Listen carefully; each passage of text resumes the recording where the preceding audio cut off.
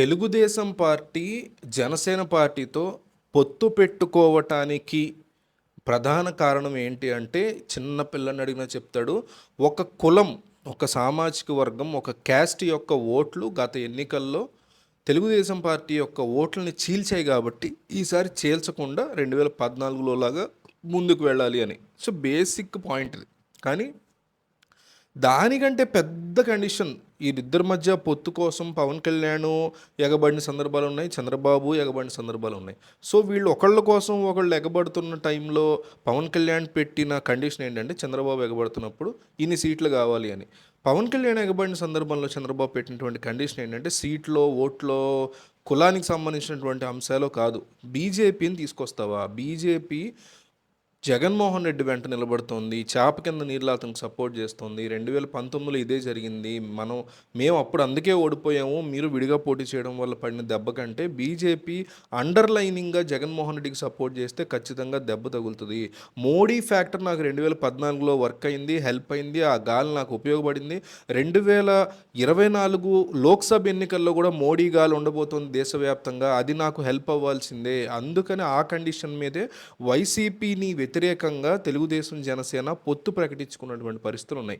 ఎట్లా అయితే ఒక సామాజిక వర్గానికి సంబంధించిన ఓట్ల గురించి చంద్రబాబు సీరియస్గా ఉన్నారో, అంతే విధంగా నరేంద్ర మోడీకి సంబంధించి ఆ ఫ్యాక్టర్స్ అన్నీ తనకు కలిసి రావాలని కంపల్సరీ తెలుగుదేశం, బీజేపీ, జనసేన పొత్తు ఉంటేనే జగన్ని ఎదిరించగలం, జగన్ని ఓడించగలం అనేటువంటి సర్వేలు ఆయనకు ఉండడంతో ఇప్పుడు దాని మీద ఆయన చాలా స్ట్రాంగ్గా నిలబడ్డారు.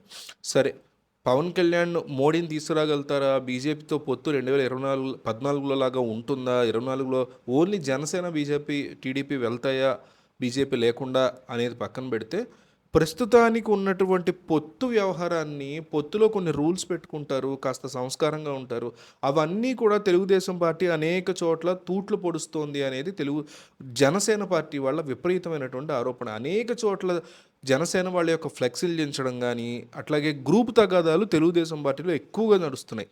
ఒక నియోజకవర్గంలో టికెట్ కోసం వాళ్ళల్లో వాళ్ళే, తెలుగుదేశంలోనే 2 వర్గాలుగా 3 వర్గాలుగా చీలిపోయి వాళ్ళల్లో వాళ్ళే తన్నుకునే పరిస్థితి ఉంది. ఇటువంటి పరిస్థితుల్లో జనసేన ఏం చేయాలి? ఒక ప్రేక్షక పాత్ర పోషించే పరిస్థితి వస్తుంది, చులకన భావంలో అవమానం పడేసిన పరిస్థితి వస్తుంది. వీళ్ళలో వీళ్ళే కొట్టుకుంటే వీళ్ళకే టికెట్ వస్తుంది కదా, కనీసం మేము కొట్టుకునే పోటీలో కూడా లేని పరిస్థితికి తీసుకొచ్చాడు మా అధ్యక్షుడు అనే ఫీలింగ్లో చాలా చోట్ల జనసేన పార్టీ ఉంది. దాని పర్యవసానంగా 2 పార్టీల మధ్య పొత్తు ఇప్పటికే బేటలు వారుతుందని, ఇది బేటలు వారడంతో ఆగదని, డెఫినెట్లుగా పొత్తు క్యాన్సిల్ అయి తీరుతుందని విశ్లేషకులు అంచనా వేస్తున్నారు. సంక్రాంతి తర్వాత జనసేన పార్టీ గనక బీజేపీని పట్టుకొచ్చి చంద్రబాబు చేతిలో పెట్టి పొత్తును గనక ఓకే చేసుకోకపోతే డెఫినెట్లీ చంద్రబాబు నాయుడు ఈ పొత్తును క్యాన్సిల్ చేసుకుంటారని అంటున్నారు. ఎందుకంటే ఒక పక్క షర్మిల ఎంట్రీ ఇచ్చారు ఏపీలో, ఆమె కూడా ప్రభుత్వ వ్యతిరేక ఓటును చీల్చే అవకాశం ఉంది. అదృష్టం కొద్దీ వైఎస్ఆర్ అభిమానుల ఓట్లు మాత్రమే ఆమె చీలిస్తేనో, కాంగ్రెస్ పార్టీ క్యాడర్ వైసీపీలోకి చాలా వెళ్ళింది, ఆ ఓట్లు చీలిస్తేనో ఏ ఇబ్బంది లేదు చంద్రబాబుకి, ఇంకా బెనిఫిట్ కూడా. అట్లా కాకుండా ఆమె గనక ప్రభుత్వ వ్యతిరేక ఓటును కనుక చీలిస్తే, ఆ ప్రభుత్వ వ్యతిరేక ఓటు అంతా పవన్ కళ్యాణ్కి వెళ్ళిపోయింది 2019లో. అట్లా ఇప్పుడు షర్మిలకు ఒక 4% వెళ్ళిన ఎన్నో నియోజకవర్గాల్లో 5-6 వేల ఓట్ల మెజారిటీ తేడాతో దెబ్బ పడుతుంది టీడీపీ పార్టీకే. ఇది చంద్రబాబు పడుతున్నటువంటి భయం.